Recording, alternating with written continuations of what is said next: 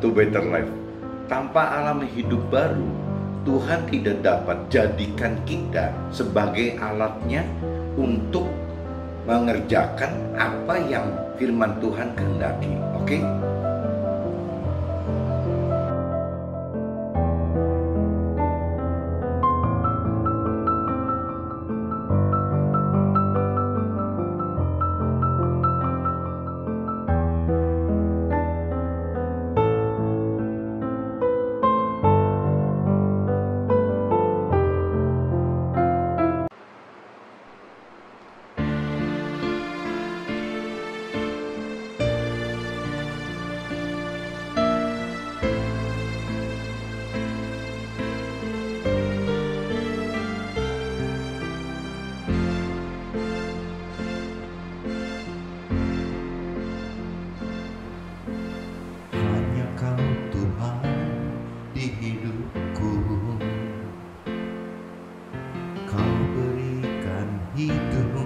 Yang baru,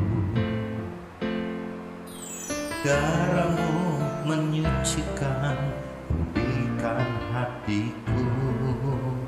Ku nyatakan kaulah segalanya. Engkaulah sumber pengharapan, kuasamu sanggup menyembuhkan. Jiwaku pun berserah hanya kepadamu, Yesus, kaulah segalanya. Karena salibmu ku hidup, karena salibmu ku menang. Engkau yang berkuasa sanggup untuk melakukan mujizat-Mu di hidupku.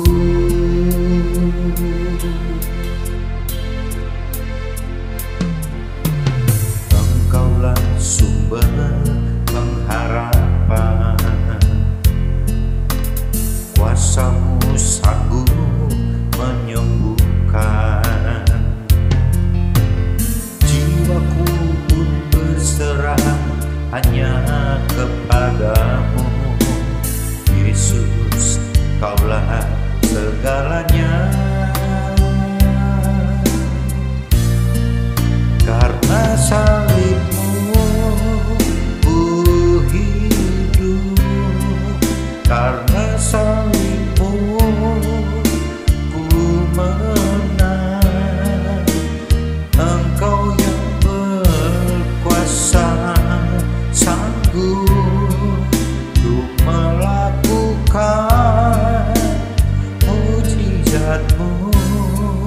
Karena salibmu ku hidup, karena salibmu ku menang. Engkau yang berkuasa sanggup untuk melakukan mujizat-Mu di hidupku.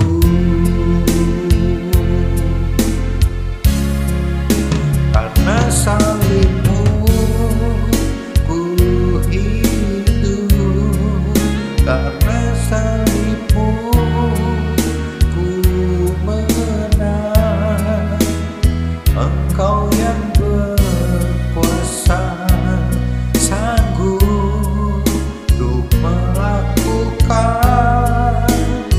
mujizat-Mu di hidupku.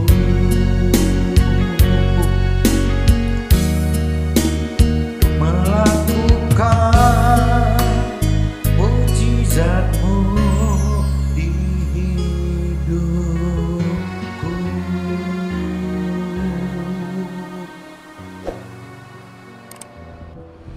Jumpa kembali di MTD Journey Inspiration of Life. Pagi ini saya coba mau sharingkan dengan judul gitu, menjadi terang Tuhan agar sesama terima keselamatan yang dari Tuhan gitu. Menjadi terang Tuhan agar sesama terima keselamatannya, keselamatan dari Tuhan. Nah, ini saya coba dapat impresi dari kitab Kisah Para Rasul, teman-teman. Coba kita buka kitab Para Rasul pasal 13, ayatnya cuma 2, 46 dan 47. Coba kita baca, teman-teman.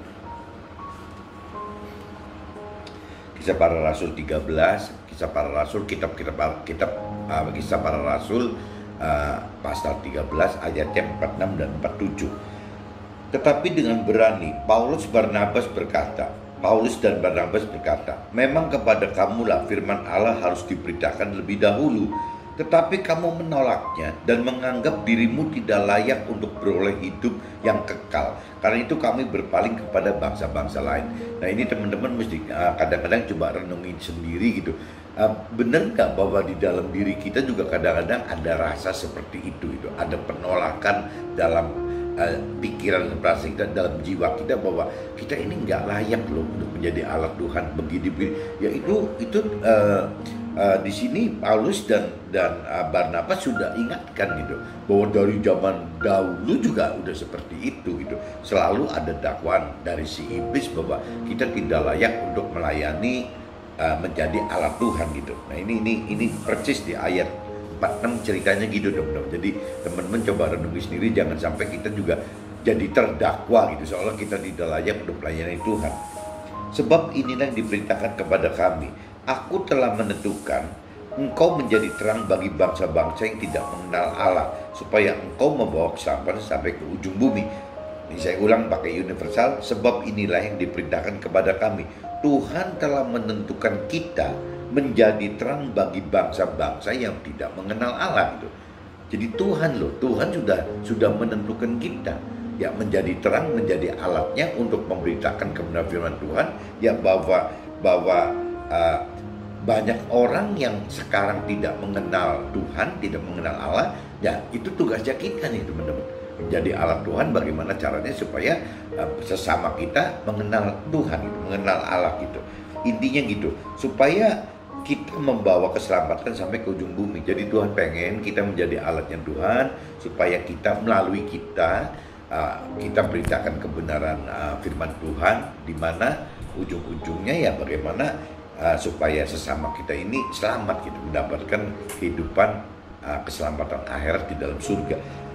Di kitab Kisah Para Rasul pasal 13 ayat 46 dan 47, teman-teman, ya bunyinya seperti itu. Jadi satu yang saya ambil kesimpulan, bahwa kita jangan sampai didakwa iblis bahwa kita tidak layak. Kedua, kita harus tahu bahwa Tuhan telah menentukan kita yang menjadi alatnya Tuhan gitu, untuk memberitakan kebenaran firman Tuhan, untuk menjadi terang akan Tuhan, memberitakan firman Tuhan, atau menyaksikan kebenaran firman Tuhan melalui hidup kita kepada sesama kita dimanapun juga, teman-teman.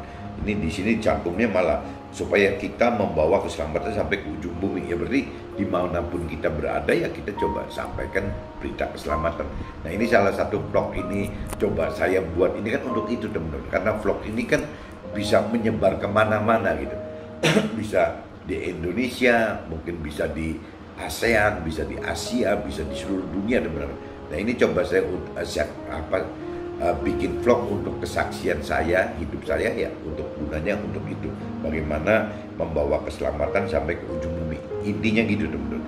Nah, ini impresi di kitab Kisah Para Rasul 13, 46, 47 ini, teman-teman. Ini terkait dengan kitab Zakaria, teman-teman. Coba kita buka kitab Zakaria, teman-teman. Kitab Zakaria pasalnya yang 3, pasal ketiga. Nah, saya coba kutip dari 1 sampai 10, dari ayat 1 sampai 10. Zakaria pasal 3, kitab Zakaria pasal 3, ayatnya 1 sampai datang 10, teman-teman. Coba kita cari. Nah, judul periklopnya, teman-teman, penglihatan keempat imam besar Yosua, judulnya itu gitu. Kemudian ia memperlihatkan kepadaku imam besar Yosua berdiri di hadapan malaikat Tuhan, sedang iblis berdiri sebelah kanannya untuk mendakwa dia. Itu dasar si iblis kan memang mendakwa terus, teman-teman. Urusan kita layak enggak layak menjadi alat Tuhan pun ya tetap aja iblis dakwa tidak layak gitu. Selalu akan begitu. Di sini kan jelas nih di ayat 1, dicantum bahwa kemudian ia memperlihatkan kepadaku imam besar Yosua berdiri di hadapan malaikat Tuhan, sedangkan iblis berdiri di sebelah kanannya untuk mendakwa dia. Lalu berkatalah malaikat Tuhan kepada iblis itu, Tuhan kiranya menghardik engkau, hai iblis. Tuhan yang memilih Yerusalem kiranya menghardik engkau. Bukankah dia ini puntung yang telah ditarik dari api gitu. Jadi si malaikat itu menghardik iblis seperti itu, teman-teman. Adapun Yosua mengenakan pakaian yang kotor, waktu itu dia berdiri di hadapan malaikat itu. Nah, ini pada saat itu Yosua masih mengenakan pakaian yang kotor. Ini bisa diumpamakan dua, teman-teman. Memang realita pakaian Yosua kotor, atau memang batinnya, jiwa dan rohnya Yosua belum bersih gitu. Nah, ini nanti larinya ke situ, teman-teman. Yang memberikan perintah kepada orang-orang yang melayaninya, tanggalkanlah pakaian yang kotor itu daripadanya. Dan kepada Yosua ia berkata, lihat, dengan ini aku telah menjauhkan kesalahanmu daripadamu. Aku akan mengenakan padamu pakaian pesta. Nah, ini jadi kalau kita bicara secara rohani, ya bagaimana caranya kita meninggalkan pola hidup lama kita, teman-teman. Pola rohani lama kita dengan pola rohani yang lebih benar gitu. Ya, pola rohani yang baru. Bagaimana diibarkan pakaian itu seperti itu, teman-teman. Jadi bagaimana kita mau berubah gitu ya, untuk dengan pola hidup lama kita menjadi pola hidup baru kita yang sesuai Tuhan inginkan gitu. Kemudian dia berkata, taruhlah serban tahir pada kepalanya. Maka mereka menaruh serban tahir pada kepalanya dan mengenakan pakaian kepadanya, sedang malaikat Tuhan berdiri di situ. Lalu malaikat Tuhan itu memberi jaminan kepada Yosua, katanya gitu, beginilah firman Tuhan semesta alam, apabila engkau hidup menurut jalan yang kutunjukkan, melakukan tugas yang kuberikan kepadamu, maka engkau akan memerintah rumahku dan mengurus pelataranku, dan aku akan mengizinkan engkau masuk ke antara mereka yang berdiri melayani di sini. Nah, ini saya coba universalkan, teman-teman. Beginilah firman Tuhan semesta alam, apabila kita hidup menurut jalan yang Tuhan tunjukkan dan melakukan tugas yang Tuhan berikan kepada kita, maka kita akan memerintah rumah Tuhan dan mengurus pelataran Tuhan, dan Tuhan akan mengizinkan kita masuk ke antara mereka yang berdiri melayani di sini gitu. Jadi seolah-olah apabila kita memang melakukan firman, mudahnya seperti itu, teman-teman. Apabila kita melakukan firman, ya kita akan ada di dalam timnya Tuhan gitu. Intinya gitu. Dengarkanlah hai imam besar Yosua, engkau dan teman-temanmu yang duduk di hadapanmu, sungguh kamu merupakan suatu lambang, sebab sesungguhnya aku akan mendatangkan hambaku, yakni sang tunas gitu. Nah, ini Tuhan katakan seperti itu, sebab sesungguhnya permata yang telah kuserahkan kepada Yosua, satu permata yang bermata 7, sesungguhnya aku akan mengukirkan ukiran di atasnya. Demikianlah firman Tuhan semesta alam, dan aku akan menghapuskan kesalahan negeri ini dalam 1 hari saja. Nah, ini cara kerja Tuhan kan kayak gitu tuh, supranatural. Jadi apapun juga kalau Tuhan mau robah gitu, dalam sehari aja juga bisa terjadi, teman-teman. Tapi kalau waktu Tuhannya belum terjadi, pengen 1 hari, pengen 1 minggu, pengen 1 bulan, pengen 1 tahun, pengen 1 abad, 1 windu gitu, tetap aja itu tetap tergantung dari waktunya Tuhan, teman-teman. Tapi pada prinsipnya Tuhan kalau mengadakan perubahan 1 hari aja bisa. Nah, untuk ayat 9, teman-teman, karena ini lebih penting, saya coba universalkan. Sebab sesungguhnya permata yang telah Tuhan serahkan kepada Yosua, satu permata yang bermata 7, sesungguhnya Tuhan akan mengukirkan ukiran di atasnya. Demikianlah firman Tuhan semesta alam, dan Tuhan akan menghapuskan kesalahan negeri ini dalam 1 hari saja. Jadi waktu kita sudah mengerti firman Tuhan, kita sudah melakukan firman Tuhan, ya apabila kita sudah melakukan firman Tuhan, Tuhan bisa menghapuskan kesalahan kita hanya dalam sehari saja, teman-teman. Cuman kan nunggunya loh, yang nunggunya itu yang tidak punya parameter gitu. Ini kan tergantung dari Tuhan. Kalau Tuhan anggap kitanya sudah mumpuni, sudah cukup, ya Tuhan akan hilangkan kesalahan kita gitu. Tapi kalau belum, ya terus Tuhan akan tunggu kita, karena Tuhan banyak sabar gitu. Nah, ini yang ayat terakhirnya, teman-teman. Pada hari itu, demikianlah firman Tuhan semesta alam gitu. Setiap orang daripadamu akan mengundang temannya duduk di bawah pohon anggur dan di bawah pohon ara. Nah, ini kalau memang kita sudah penggenapan janji Tuhan sudah terjadi dalam hidup kita, ya kita akan jadi alat Tuhan, kita akan jadi berkat buat sesama kita yang lain gitu. Baik berkat itu berkat rohani, tapi biasanya kalau sudah berkat rohani, kalau memang kita sudah dalam jalan kebenaran firman Tuhan dan kita sudah hidup bersama Roh Tuhan, biasanya Tuhan juga akan cairkan berkat yang berupa berkat duniawinya, teman-teman. Ini saya sudah bacakan 2 kitab, teman-teman, Kisah Para Rasul pasal 13 ayat 46 sampai 47 saya sudah bacakan. Kitab Zakaria pasal 3 ayat 1 sampai 10 juga saya sudah bacakan. Nah, sekarang saya coba mulai masuk ke dalam apa yang saya alami dalam hidup saya gitu, yang terkait dengan kitab Kisah Para Rasul tersebut dan kitab Zakaria tersebut gitu. Menjadi alat Tuhan sebagai terang Tuhan bagi sesama bukanlah hal yang mudah, terutama karena ada penolakan dari diri sendiri oleh keraguan terhadap kelayakan diri untuk dipakai Tuhan gitu. Nah, ini tadi seperti katakan firman itu gitu. Kadang-kadang iblis ini terus-terusan mendakwa, teman-teman. Bahkan di kitab Zakaria pun udah dicantum di situ bahwa kemudian ia memperlihatkan kepadaku imam besar Yosua berdiri di hadapan malaikat Tuhan, sedang iblis berdiri di sebelah kanannya untuk mendakwa dia. Jadi iblis itu selalu ada di sebelah kanan kita, teman-teman, untuk mendakwa gitu. Nah, ini perasaan, pikiran bahwa kita tidak layak itu kan timbul karena dari jiwa kita, teman-teman. Jiwa kita ini yang dipengaruhi oleh si iblis gitu, sehingga akhirnya kita merasa tidak layak, tidak patut untuk bisa menjadi alat Tuhan. Nah, padahal kalau kita sudah mengerti firman Tuhan, dakwaan iblis itu akan mental sendiri, teman-teman. Tidak mempan terjadi dalam hidup kita. Kenapa?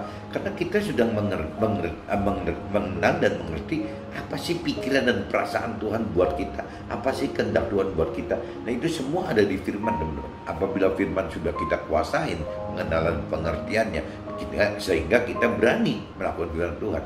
Tapi memang dalam hal mampu mengerti dan mampu melakukan, kita sudah harus otomatis melibatkan Roh Tuhan sebagai kuasa supranatural yang bisa merubah masalah-masalah kita menjadi rintangan-rintangan yang kita pasti akan lewati gitu. Intinya gitu, selain perasaan tidak layak menjadi alat Tuhan, juga ada kesulitan untuk berubah pola lama kita gitu, pola lama baik karakternya atau kebiasaan atau gaya hidup kita, menjadi pola baru gitu, pola baru semakin untuk pola baru untuk menjadi semakin serupa dan semakin sempurna seperti yang Tuhan perintahkan dan rancangkan gitu.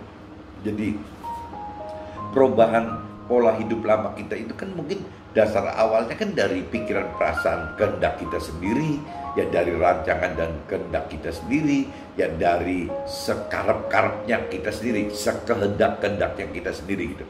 Nah, ini kita pola lama ini bisa berubah enggak, teman-teman?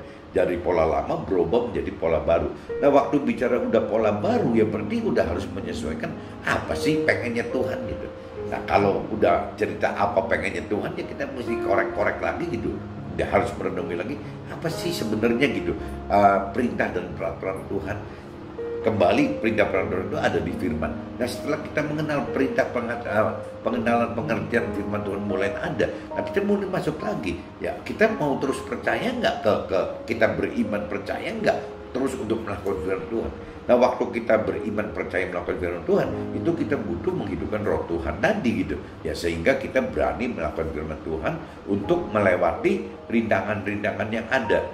Intinya ya seperti itu, teman-teman. Kalau saya baca di kitab Zakaria atau Kisah Para Rasul, ya intinya seperti itu, bagaimana bersama Tuhan di dalam jalannya firman Tuhan gitu, bersama Tuhan dalam arti kata bersama rohnya Tuhan dan di dalam jalan firman Tuhan gitu, ya kita akan bisa masuk ke dalam perintah, melakukan perintah peraturan yang Tuhan inginkan. Hidup pola baru karena ada dorongan hati untuk mau ada perubahan pola hidup dengan lebih percaya Tuhan, dengan lebih mengenal dan lebih mampu mengerti akan firman dari sudut Tuhan, bukan pengertian dan pengenalan dan pengertian dari dari sisi kita gitu. Nah ini yang mesti teman-teman hati-hati gitu. Jadi kalaupun kita sudah kunci yang paling awal kan mungkin harus mau percaya dulu. Nah kalau kita sudah mau percaya, kita mau mencari Tuhan enggak? Kalau kita mau mencari Tuhan, oke. Terus kita lanjut lagi kan kita mau mengenal Tuhan lebih dalam enggak? Dalam firman-firmannya. Oke. Setelah itu kita mau belajar mengerti enggak apa pengennya Tuhan dari sudut pola sisi Tuhan loh, bukan dari pengertian kita tapi dari pengertian Tuhan gitu. Nah kalau untuk kita mau mengerti apa yang Tuhan inginkan dari versi Tuhan, dari sudut Tuhan gitu, mau nggak mau kita mesti mental roh Tuhan untuk bantu kita mental pengertian pengertian dari Tuhan ya, untuk bisa maksud firman ini apa gitu. Sehingga waktu ada timbul pengertian itu bukan lahir akan firman itu dari pengertian kita, tapi pengertian yang lahir dari pengertian Tuhan gitu. Tuhan inginnya seperti apa gitu. Nah, waktu melakukannya juga sama gitu. Harus punya roh Tuhan di sebagai kuasa supranatural yang ada di dalam kita gitu. Mampu mengerti firman dari sudut pengertian Tuhan. Oleh karena kita sudah mulai berubah dari kanak-kanak menjadi dewasa rohani teman-teman. Jadi setelah kita mengerti anugerah Tuhan secara tidak sadar gitu, kita ini sudah dibawa ke pola-pola yang berubah teman-teman. Pola-pola yang diawali dari kanak-kanak rohani ditarik menjadi pola-pola yang sudah lebih dewasa rohani. Nah ini yang perlu digarisbawahi teman-teman, bahwa yang namanya kanak-kanak rohani menjadi dewasa rohani itu tidak bisa diidentikan sejajar dengan usia tubuh kita gitu, dengan umur tubuh kita. Karena ini kan urusannya kan ada di jiwa dan roh, bukan di tubuh gitu. Jadi bisa aja teman-teman, mungkin orang anak-anak remaja gitu atau yang menjelang dewasa umur sekitar 20-an gitu atau belasan sampai anggaplah dewasanya misalnya 20-30 tahun gitu. Itu pengenalan pengertian akan firman Tuhan bisa jauh lebih bagus dibanding orang-orang tua yang sudah berumur 50, 60, 70 tahun gitu. Kadang-kadang nggak ngerti apa-apa gitu. Ya kembali lagi, jadi batasan kanak-kanak rohani menjadi dewasa rohani itu bukan dengan disamakan dengan anak-anak secara tubuh dan dewasa secara tubuh. Itu kan beda teman-teman. Jadi ini yang kita mesti buru-buru belajar. Bahkan mungkin bagi yang masih muda-muda gitu ya, secepatnya belajar firman Tuhan supaya kita benar-benar bisa maksimal ya melakukan apa yang Tuhan inginkan, perintahkan dan peraturan. Nah sebaliknya yang sudah cukup usia gitu, udah cukup uzur, udah lanjut ya, buruan sadar gitu bagaimana caranya untuk minimal mengenal firman Tuhan ini maunya apa sih Tuhan tuh gitu. Nah setelah itu nanti ya kalau Tuhan memang lihat hati kita kan, jadi ya umur susah teman-teman. Kadang-kadang umur yang di bawah 55 juga banyak yang sudah keburu meninggal, tapi sebaliknya yang di atas 55 juga malah baru start berkembang ya, banyak teman-teman begitu gitu. Apalagi kalau cerita di toko-toko kitab suci kan banyak lagi, seperti si Kaleb yang umurnya 85 tapi penampilan dan kekuatannya masih seperti 40. Nah ini tinggal kita beriman tidak percaya tidak seperti gitu. Yang namanya Sarah umur 90-an masih bisa punya anak gitu, masih belum menopause. Ya itu kita tinggal mau percaya atau enggak. Itu kan ada di iman teman-teman. Jadi semua itu bergantung di iman kita. Ada cerita Nabi Musa yang umurnya 20 tahun masih sehat, masih seger gitu, masih kuat gitu. Nah ini apa iya gitu di dalam dunia itu ada seperti itu? Ya saya nggak ngerti teman-teman. Ini kan kembali ke iman kita masing-masing. Apakah kita mau beriman bahwa umur kita nanti 85 masih seperti 40? Contohnya ya seperti Kaleb. Apa kitab suci bohong nulis Kaleb situasi kondisi seperti itu? Apakah kitab suci bohong kalau menulis misalnya Sarah umur 90 masih bisa punya anak, ya Sarah umur 65 masih ditaksir sama raja gitu? Apa kita anggap itu bohong atau kita percaya bahwa karena itu tertulis dalam firman Tuhan gitu? Begitupun Nabi Musa yang umurnya 20 tahun masih sehat, masih seger, masih utuh semua gitu, masih bisa berfungsi semua gitu. Apa kita mau percaya umur 120 begitu? Nah, kadang-kadang kalau kita lihat ke bawah gitu, kadang-kadang umur 55 aja semua kebanyakan gitu pada umumnya orang sudah berpikir drop gitu, udah jatuh. gitu. Padahal umur kan katanya di tangan Tuhan gitu. Kenapa kita mesti 55 jadi mesti drop gitu? Ya kalau memang Tuhan tidak mau kita drop bagaimana gitu? Kan bisa-bisa aja. Ya kalau Tuhan pengen seperti Kaleb gimana gitu? Bagi yang cowok gitu. Nah kalau misalnya bagi yang cewek Tuhan pengen seperti Sarah, itu bagaimana? Ya kalau memang Tuhan pengen kita umurnya seperti Nabi Musa, itu bagaimana gitu. Nah ini yang kita nggak boleh judge gitu, kita nggak boleh hakimin bahwa ya umur kita begitu. Benar gitu, di firman Tuhan dikatakan 70-80 tahun, tapi kan ini kan kembali ke Tuhan lagi, itu kan haknya Tuhan gitu. Jadi kalau menurut saya daripada kita umur 55 ke atas masa pensiun itu kita berpikir dengan pola pikir negatif gitu, jadi seperti masa matahari mau tenggelam. Ya kenapa di dalam Tuhan itu tidak ada cerita matahari tenggelam kok? Di dalam Tuhan itu tetap selamanya ada terang-terang dan makin terang gitu. Kan pengennya seperti itu teman-teman. Itu pendapat saya loh, pengertian saya seperti itu. Jadi kenapa kita mesti takut sama umur kita gitu? Orang secara tubuh ya teman-teman, kalau di negara barat gitu sampai ada istilah umur itu just a number gitu. Jadi umur itu ya hanya angka saja gitu. Jadi ya ini kembali orang dunia pun secara tubuh bisa menilai begitu. Tapi kalau bicara orang roh gitu, rohani yang dasarnya dari kitab suci, ada firman yang ditulis dalam kitab suci, si Kaleb tadi, si Sarah tadi, si Nabi Musa tadi gitu. Tertinggal masalahnya kekuatan ini kita mau pakai kekuatan yang mana? Ya kekuatan tubuhnya atlet gitu, atlet gitu, atau kita mau pakai kekuatan roh yang dari firman Tuhan itu gitu.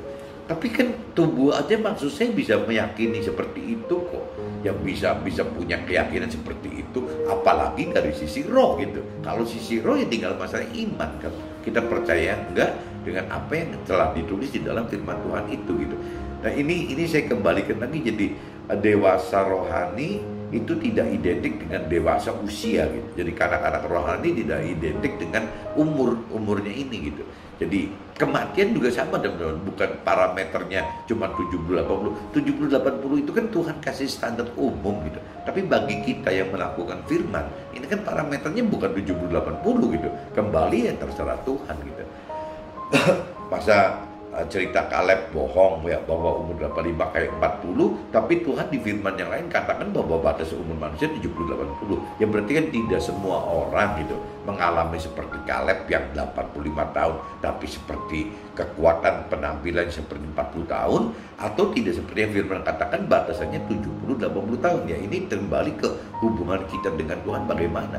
Ya kalau selama Tuhan masih butuh kita sebagai alat Tuhan dan kita juga masih dibutuhkan Tuhan sebagai alatnya, ya rasanya ya kita akan terus hidup terus teman-teman. Terus gimana kita mau, ya kalau kita sampai sudah keburu game over dulu gitu, akhirnya gimana gitu? Janji Tuhan belum bisa maksimal di apa jadi berkat buat sesama di penjuru bumi gitu, di seluruh penjuru bumi.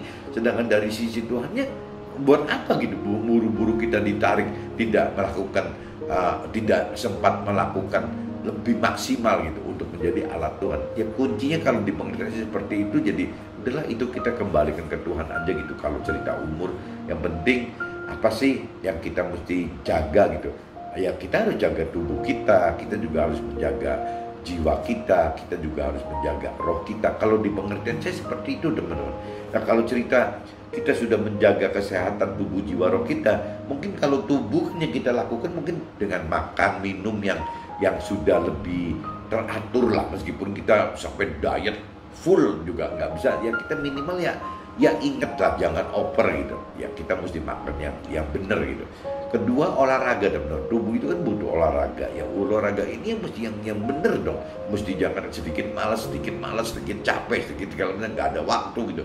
Ya berarti kan tidak menjaga tubuh. Begitu vitamin kan teman-teman ya. Kalau memang vitamin itu baik, tidak ada vitamin itu bukan obat gitu maksudnya. Ya kenapa? Why not gitu? Kenapa kita tidak seperti itu? Jadi tubuh itu kita harus perlakukan sehat seperti itu teman-teman. Nah jiwa pun sama teman-teman. Jiwa ini bagaimana harus dibuat sehat? Jiwa dibuat sehat itu caranya ya bagaimana caranya dengan kita mengenal, mengerti akan firman. Bagaimana kita mencari dan menggali akan firman Tuhan itu. Nah waktu kita menggili firman-firman Tuhan ini, ya akhirnya kita mendapatkan pengertian akan firman Tuhan dan kita berani melakukan firman Tuhan. Nah, waktu kita seperti ini, berarti jiwa kita sudah berubah menjadi lebih sehat karena sudah menjadi jiwanya Tuhan gitu. Ya, jiwa itu kalau kita uraikan pikiran, perasaan dan kehendak gitu. Jadi pikiran, perasaan dan kehendak kita sudah berubah menjadi pikiran, perasaan dan kehendak Tuhan. Seperti yang firman katakan gitu. Nah, waktu kita di posisi itu, otomatis jiwa kita jadi sehat, teman-teman. Ya, tidak seperti jiwa yang pikiran, perasaan dan kehendak kita sendiri gitu. Ini pasti berubah. Nah, ini yang disebut jiwa sehat seperti itu. Kalau tadi tubuh sehat kan seperti tadi gitu. Ya, kalau jiwa sehat ya makanannya ya firman, bagaimana cara firman, bagaimana membaca firman, bagaimana merenungi firman, bagaimana men-sharingkan firman gitu. Ya harus seperti itu. Ya, bagaimana kita untuk merenungi firman itu kan banyak caranya, teman-teman. Misalnya kita sharing dengan teman rohani, dengan mentor rohani, dengar khotbah, baca buku, baca Alkitab, baca Al-Quran itu ya semua teman-teman dilakukan semua gitu.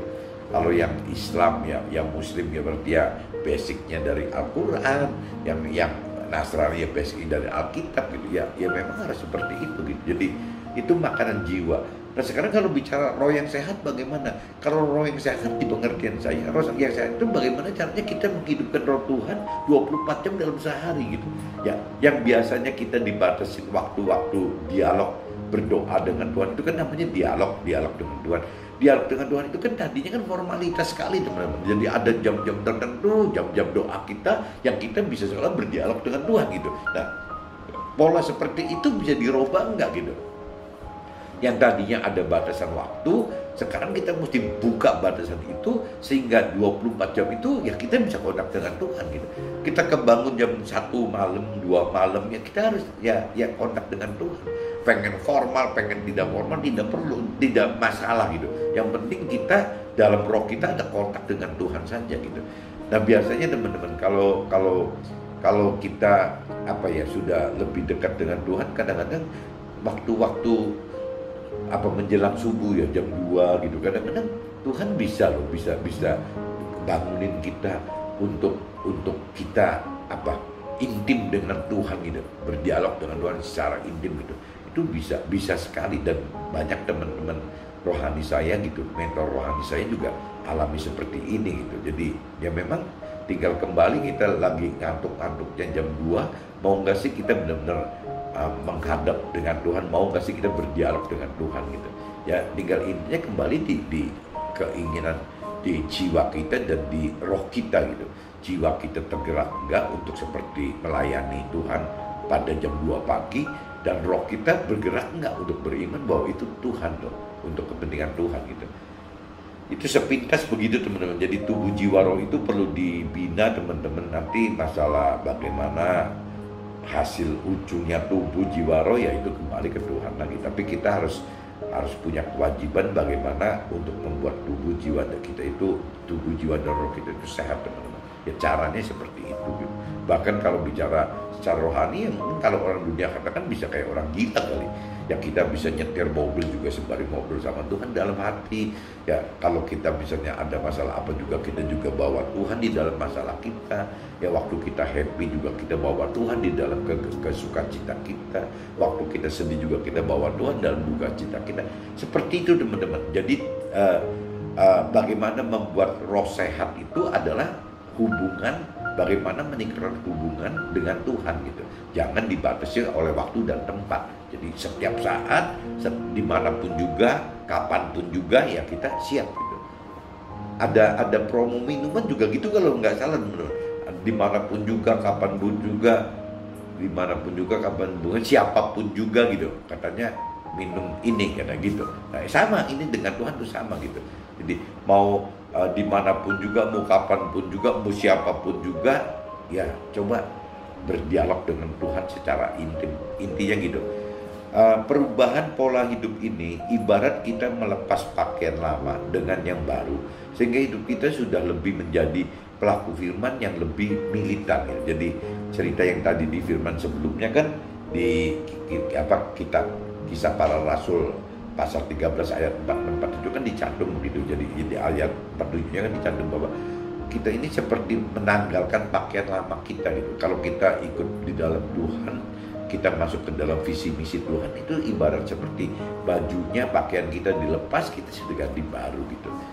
Nah ini bisa nggak kita dengan versi yang baru gitu. Nah ini yang kita harus berjuang benar. Tapi kalau kita tidak dimulai dengan punya kemauan mencari Tuhan, mau percaya Tuhan, mau mencari Tuhan, mau mengenal, mengerti, mau melakukan firman Tuhan, susah teman-teman. Karena kuncinya semua sebenarnya kalau sudah di level-level yang di atas itu ada roh Tuhan, harus ada roh Tuhan. Tanpa roh Tuhan kita nggak mampu gitu untuk seperti itu.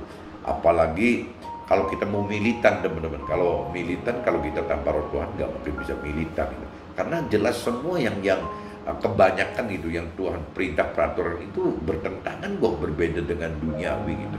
Firman-firmannya banyak yang bertentangan. Jadi kalau kita tidak militan kayaknya susah untuk bisa menjadi pelaku firman yang dari kacamata Tuhan loh, benar seperti ini gitu. Nah ini kita butuh satu kedekatan dengan roh Tuhan ya, dengan cara yang tadi gitu. Dimanapun juga, kapanpun juga, dan siapapun juga ya kita coba berbicara dengan roh Tuhan di dalam kita. Nah, terkait otomatis dengan firman-Nya kan nanti gitu.